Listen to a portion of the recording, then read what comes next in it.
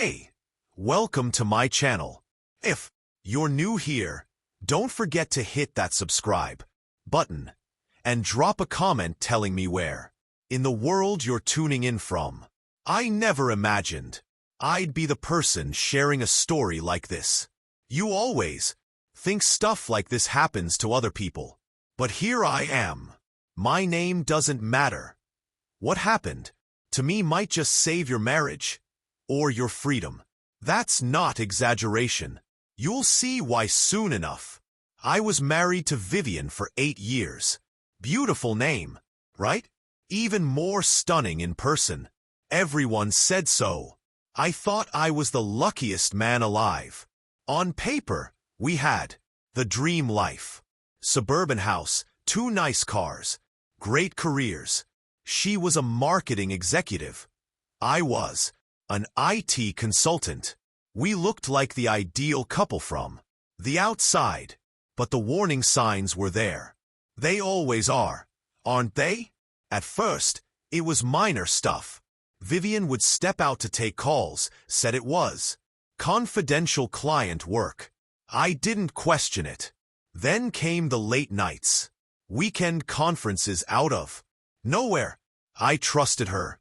Too much, maybe. The first real red flag was her phone passcode change. We used to share everything. When I asked, she got defensive, accused me of not respecting boundaries, made me feel guilty for even noticing. That's when I started watching more closely. The sly smiles at her screen when she thought I wasn't looking. Taking her phone into the shower, said she was listening to podcasts. New clothes she'd hide in the closet. Still, I didn't want to believe it. When you love someone, your brain protects you. But everything shattered one Tuesday night in March. I came home early from a canceled meeting. Heard her upstairs, talking on the phone. I wasn't trying to spy, but our walls are thin. She was laughing, but not the laugh I knew. It was soft, flirtatious. Then I heard her say, "Don't worry, baby. It won't be much longer. I've got it all planned." That night, sleep wouldn't come. My mind was racing. What was she planning? What was ending soon? I had to find out. Some people will say I crossed a line, but I installed a voice recorder app on her phone. While she showered, I'd seen her type in her new code. I felt awful doing it, but I needed the truth. For 3 weeks, nothing major came up. Just work calls, family stuff, dentist appointments.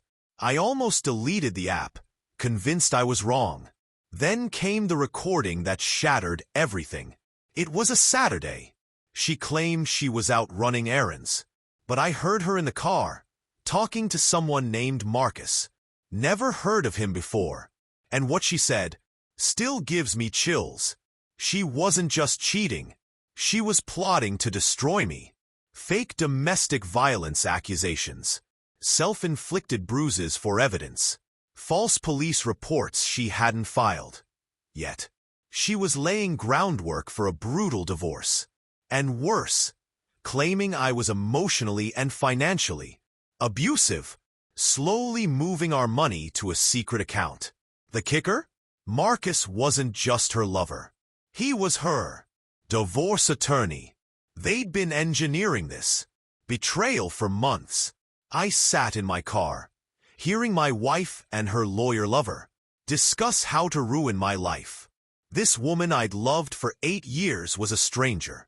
The part that broke me? When Marcus asked if she felt any guilt. She laughed. "He's so dumb. By the time I'm done, he'll be lucky to afford a closet to sleep in." I saved everything. 2 days later, Vivian sat me down for the talk.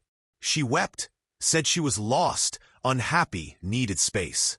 She played the role flawlessly. If I hadn't heard those recordings, I would have believed every word.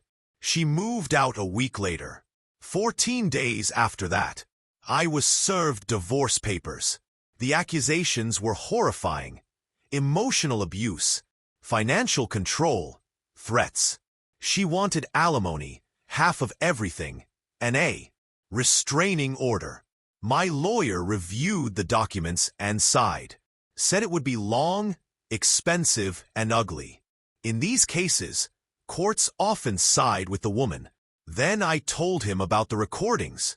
His face changed, like I handed him a smoking gun. We went to court one humid Thursday morning in June. Vivian arrived with Marcus, my first time seeing him. Tall, sharp, the kind of man who wins cases. He looked smug, confident. Vivian took the stand and delivered a masterful performance. Tears, trembling voice, vivid stories of years of fear. Marcus backed her up with bruised photos, fake timelines, fabricated bank statements. I could see the judge listening closely, eyebrows knit. Even I started questioning my own memory. Then it was my turn. My lawyer stood up and said, "Your Honor, we have proof that this entire testimony is staged." Marcus objected, said we were trying to re-victimize her, but the judge allowed it. First recording, Vivian and Marcus discussing exact dates and amounts of money transfers, proof she wasn't cut off financially. Marcus went pale but kept calm.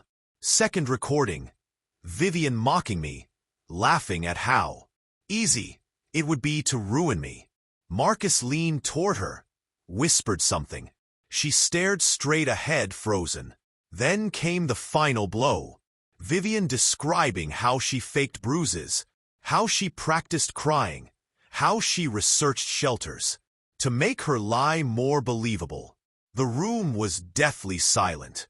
When it ended, Marcus stood up and said, "I need to withdraw from this case," and walked out. Didn't even glance back. Judge called a recess. When we returned, Vivian was alone, visibly shaken. The judge gave her one shot to tell the truth. She just sat there broken. In the end, she got nothing. No alimony, no assets. She was ordered to pay my legal fees. Perjury charges were considered, but never filed. Marcus got suspended from the bar for 6 months. Turns out, he had a history of helping clients fabricate evidence. 3 months later, the divorce was finalized. I kept everything: home, cars, peace of mind. Vivian moved away to live with her sister. I never saw her again. But here's what still keeps me up some nights. If I hadn't acted when I did, I'd have lost everything. Maybe even my freedom. How many men have gone through this without proof? How many lost everything over lies? I'm not sharing this for pity. I share it because this can happen to anyone. Sometimes, the person lying beside you is plotting your downfall. Trust your gut. If something feels wrong, it probably is. If this hit home for you, please subscribe and share it with someone who needs to hear it. Drop a comment with your thoughts. Your support helps voices like mine be heard. Thanks for sticking with me.